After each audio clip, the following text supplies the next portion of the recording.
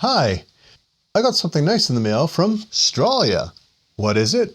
Well, it's an RS-232 kit for the Radio Shack color computer. I bought this from Ian Down Under, who is probably one of the world's foremost experts of TRS-80s, and certainly he's one of the biggest TRS-80 fans out there. Ian actually doesn't normally sell these as a kit, but I really wanted to do a video showing a bit of the theory of how an RS-232 card works, so I asked him to send me an unassembled one, and fortunately he was happy to do so. If you want to buy one of these fully assembled and tested, you can check out his homepage or his eBay store, which I'll link below. In the interest of full disclosure, I didn't receive this item for free or at a discount.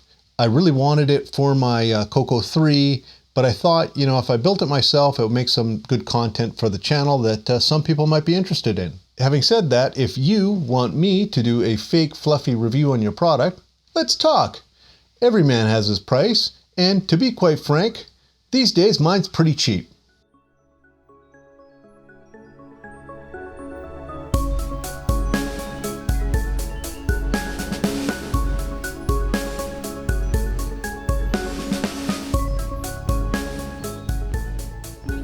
I've got the board set up for assembly, but before I start building this, I want to go over the core modules of this card. The heart of it is a 6551 UART. The UART takes the serial data from the RS-232 port and it converts it into parallel data that the computer can easily read.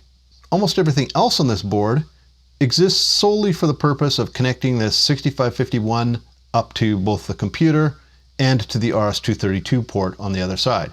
If you had a computer back in the day like the Coco without a proper serial port, you might wonder why a single 40-pin chip would give such a performance benefit. And the reason is to convert the serial stream of data into a parallel set of 8 bits, there's a continuous loop of processing you need to do. It's even more complicated because there's some protocol elements to serial communications that you need to take care of. For example, is it a 7-bit data stream? How many stop bits do you have? What is the parity rule? How fast is the data stream? All of that you need to handle in code if you have a bit banger type software serial port. What the UART does is it handles all that stuff for you, and it takes the serial stream, decodes it, puts it into a register so it can quickly be read by the CPU. The pin configuration is here. There's a few interesting pins on the 6551. CS0 and CS1, these are the chip select pins. You'll notice that CS1 is a active low input. It's got this line above it, so it's active low, and this one is active high. That's a nice little design element because it saves you one logic chip when you're addressing this thing. Other important lines, we have our serial port lines here, RTS, CTS, transmit data, DTR, receive data, so those are, you know, standard serial port lines. Then we have our 2 register select lines, register select 0 and register select 1. On this side, we've got an IRQ line. So the 6551 raises an IRQ when data is available, which is an awesome feature. If you can imagine, if you're waiting for serial data, you don't want to have the CPU continuously look for that data. It should only look for data when there is data available. And then the final set of important lines are the data bytes. So this is a 2-way data input output. Bytes that come in from the serial port will be decoded and put on these lines. And bytes that the CPU wants to send out to the serial port can be placed on these lines and sent out. The read-write pin here determines whether the 6551 sends or receives. The next subsystem on this board that's really important are these 3 components here. They make up a level converter that converts the 0 to 5 volts TTL that the computer works with and that all these other chips work with to negative 15 through to positive 15 volts that RS-232 works with. The level conversion is performed by these 2 chips here, an MC1488 and an MC1489. The 1488 converts TTL voltages to the RS-232, negative 15 to positive 15 volts. and the 1489 does the reverse. In order to produce the high voltages required by RS-232, we have this little DC to DC converter that converts 5 volts to 15 volts. And actually it looks like it's actually a 12 volt converter. So I'm going to guess that probably these will swing negative 12 volts to positive 12 volts, which is close enough to the RS-232 spec to work. In fact, most RS-232 implementations on home computers would swing negative 12 to plus 12 volts rather than negative 15 to plus 15. The next area of interest on this board is the address decoding. On this connector, there's 16 address lines, so that will give us 64K possible addresses. The RS-232 board only needs, I don't know, a handful, I think 10 or something like that. In order to ignore all the 65,000 odd addresses that are irrelevant, there are address decoding chips. So there's this one, which is a 74LS133, which is a 13 input NAND gate. And there's a 74LS04, which is a hex inverter. And the last component of interest is this, which is a ROM chip. You could think of this as a really important component because it's big, complicated, and expensive. But as far as I know, all it does is provide a ROM-based terminal package that you can use to get yourself started if you just want to do some basic communications. So you execute this address and there's a terminal package there. There's no static memory. You can't configure the board through that. It's just a pretty dumb terminal. I've never used it, but I will try it out once I get this thing assembled. I'm going to start by building the level converter section. So the first chip I have is the 1489. And let's pop that in there. The 1489's in, and now the 88.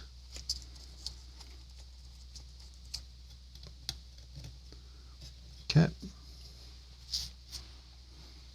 And I think I'm going to pop this DC to DC converter in as well while I'm here. It's not going to stay unless I tape it down. So let's do that.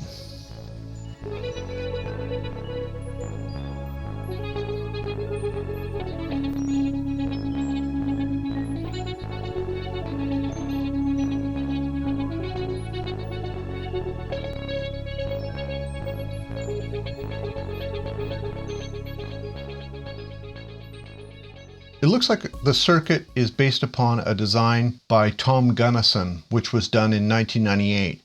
The only difference I could see is that this RS-232 circuit has space for an EEPROM. Now, of course, it is possible that Tom Gunnison's design was based on the original RS-232 program pack. I don't have one of those program packs here to compare with, and I couldn't find the schematic online, so I don't know if this is an imitation of Tom Gunnison's design, or if Tom Gunnison's design was an imitation of the RS-232 pack, and this is also a direct imitation of that pack. The level conversion section that I just soldered in is on the right side of the schematic diagram here. You can see at the top there's the plus 12 volt, negative 12 volt voltage converter, and then we have the 1488 and 1489 chips below.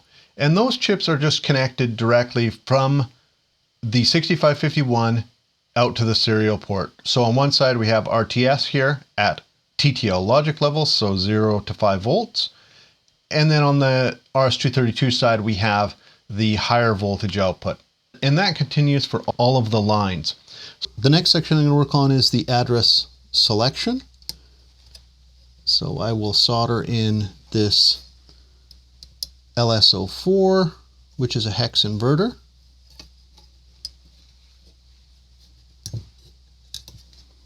Flip it upside down. I'm trying to minimize the amount of time on any pin. I'm not randomly switching here. Well, I'm semi-randomly. But the intention is I'm trying to sort of prevent any part of this chip from getting too hot.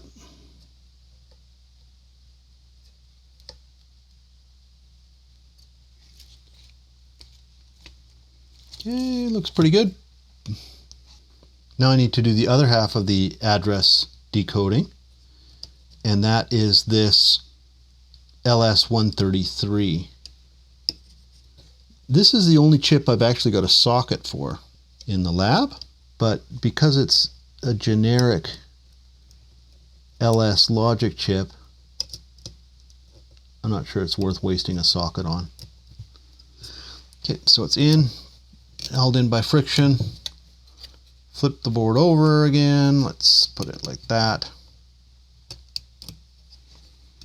And I think we're ready to solder. Now we're soldering, well, we're ready to solder this one up. Need to tin that tip a little bit. There we go.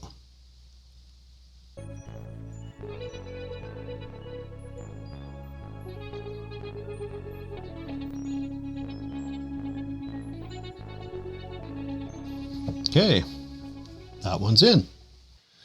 Address decoding is something that has to be done on any cartridge that's used with the Coco, and a similar scheme is used for other home computers of the era. You can see on the left-hand side here, there are a bunch of address lines. So it goes from A15 all the way down to A0. A15 through A3 all are tied in through IC2. And IC2 is our 74LS133, which is the 13 input NAND gate. So you can see you've got 13 inputs here. They all go into the NAND gate and they output to chip select 1, which is an active low input. So you can kind of at a high level say, okay, well, all these lines are high. This goes low. This is expecting low for activation.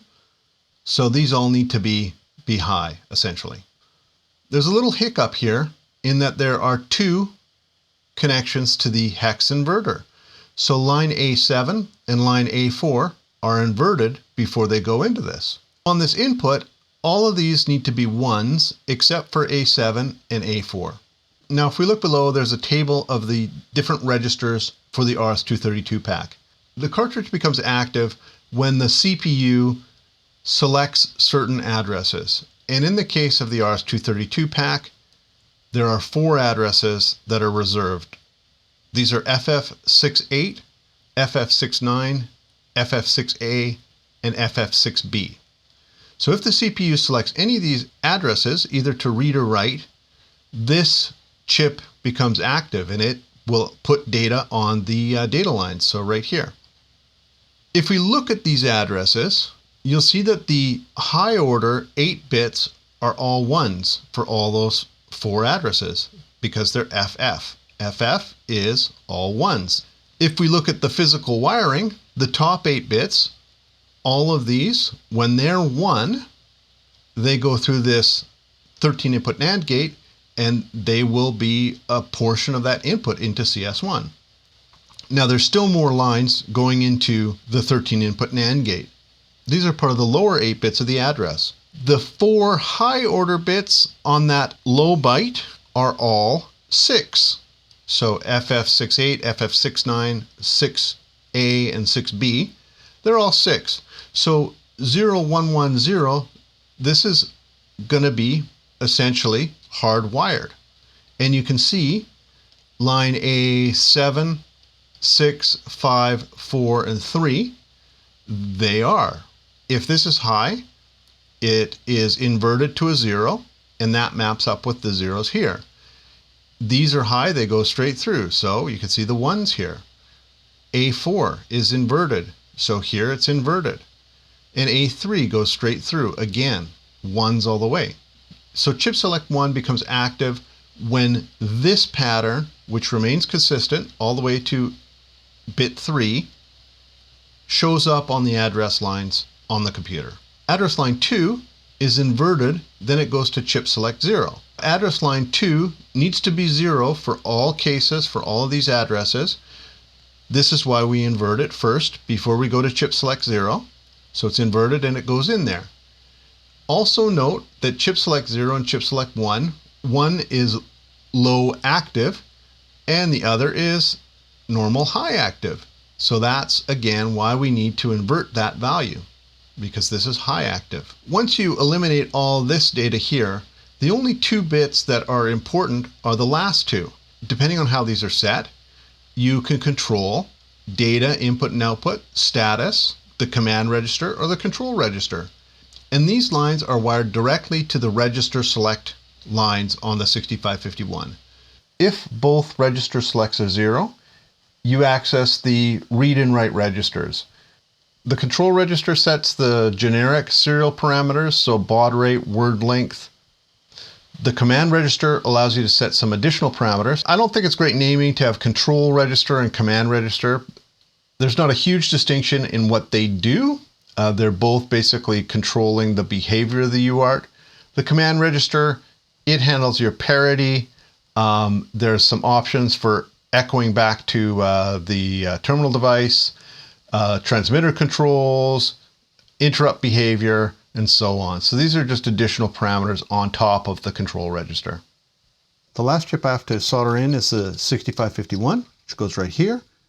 It's a little annoying to have to solder this in because this chip is pretty rare and it's pretty expensive, but I just don't have a 28-pin socket lying around.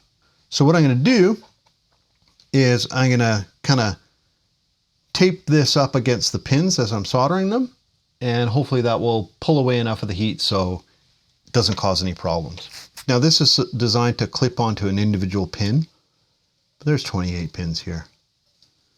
I'm not going to do that. I'm just going to tape it right up against the whole side, and hopefully that'll pull some of the heat away as I'm soldering.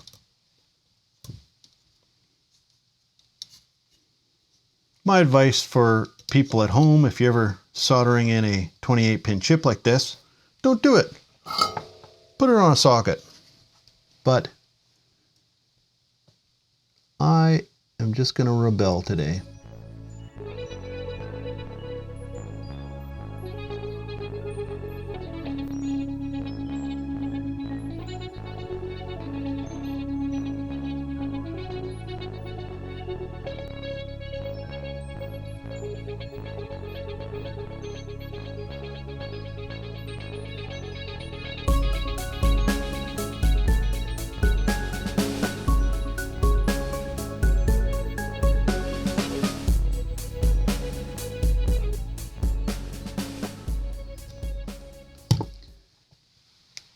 And there you have it. All of our chips are soldered in.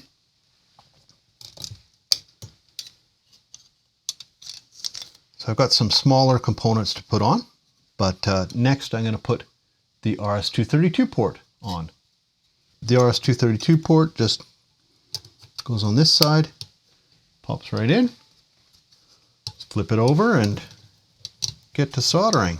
This is going to be a lot less heat sensitive than anything else. Having said that, you can melt the plastic on these if you heat them up too much, but I'm hoping I don't do that. RS-232 connector is installed, and this is really starting to look like a RS-232 board. Now I've got this handful of smaller components. We'll start with the easy ones first. So let's do this crystal, and it looks like I'm supposed to bend it over, and I'm probably supposed to strap it down. This is a 1.84 megahertz crystal. One thing about this 6551 is, depending on the crystal that you put in, and if you put an external clock generator, I think, on it, I don't recall entirely, it can go up to quite high baud rates. So let's pop that crystal in. And it's not going to stick in there by itself, so I will tape it. Get that little bit of tape that I had, and I'm going to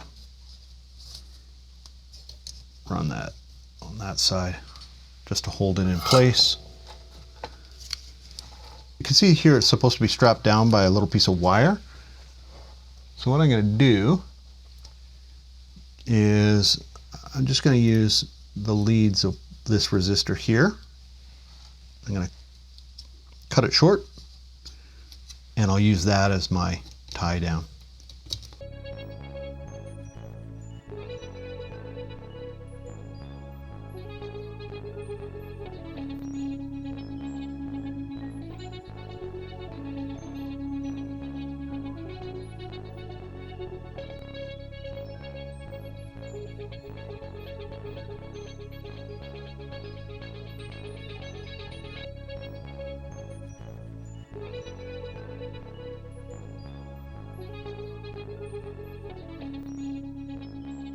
Just had to refer to the parts list that was included, and there's two resistors. R1 is 4.7K, and that guy goes right here.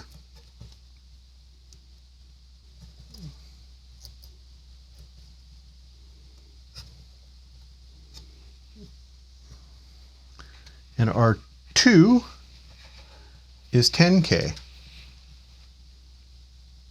I've got all the smaller components soldered in, and now I just need to clip the leads. Clean that up. And I definitely don't want little bits of wire getting lost and stuck on the circuit board somewhere, so just being careful with that. Now the last step in the process is to use a magnifying lamp and check over every connection. So I'll do that right now. I'm just inspecting all of my soldering, making sure everything's connected, making sure nothing's shorted out. And I think it looks pretty good. So it might be ready to test. Okay, it's the moment of truth. Let's see if this thing works. I'm going to start by plugging it into the multi-pack, and I'm going to power up the computer with my hand on the power switch, just in case smoke pours out. And it actually worked. Okay, that's good. Now I'm going to power it off, and I'm going to plug in my trusty HP 4957A protocol analyzer. Power it up again, and I'm going to run that internal communication package. Look at that, it actually ran. Let's set our baud rate to 9600, and we'll go to the 4957 here, and I'm going to load up the terminal emulator. VT100, execute, run menu, no, exit, more, VT100, there we go. Set up, 9600 baud, set that to DCE, exit, and let's run it. Okay, hello. Oh, I gotta start up this side. Hit break. Okay, let's try here. Hello, world. Look at that. It's actually working. And it's working at 9600 baud. Let's try the other way. Hi. There. Hey, that's pretty awesome.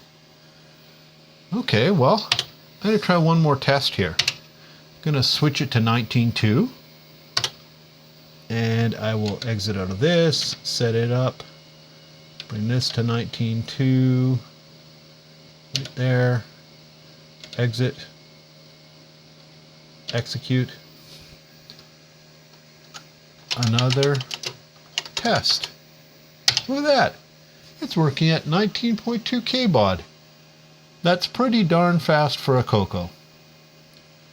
Now I recognize this isn't a complete test of the board, but it's looking very encouraging, and so far I'm very happy with the product. I think this is a good option if you're looking for an RS-232 board for your Coco. Well, I hope you liked the video, and I hope you'll join me again. If you like this sort of content, please consider clicking the button down below and subscribing. Every subscriber counts, and I really appreciate all of you. I'd also like to give a special thanks out to my Patreon supporters. With your support, I get that little bit extra encouragement to put out more content and get it out on a regular basis. Thanks again for watching, and ciao until next time.